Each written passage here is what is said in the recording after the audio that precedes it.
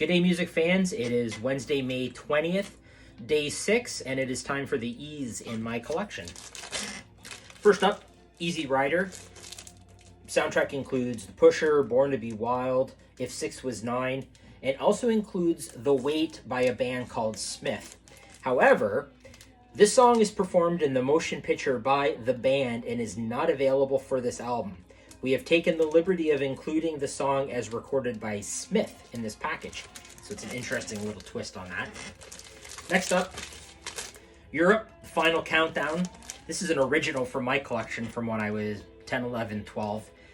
Everybody knows the one song from this. It is a staple at any hockey game you've probably ever been to. Next up, The English Beat. I definitely did not pay $6.99 for this at A&A Records. This is definitely a record store flea market pickup. Steve Earle, Guitar Town. This is an original from my parents' collection that I've used to fill in my own. I like Steve Earle a lot. I have a few of his late 90s, early 2000 releases on CDs boxed up somewhere. He's still a very important person in music and is very involved in socialism. And other than a brief little stint in prison somewhere in the middle, he's been recording pretty steady stints.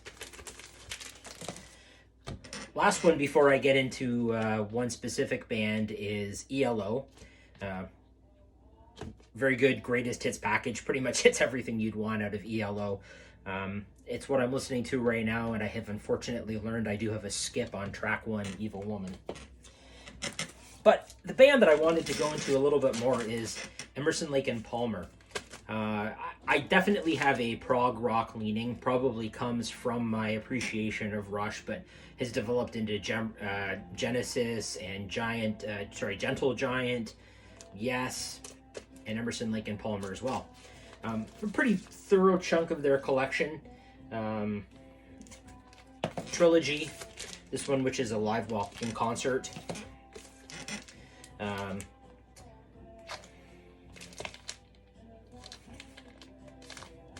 Emerson, Lake and Palmer might be self-titled. Probably should have looked at this before I started.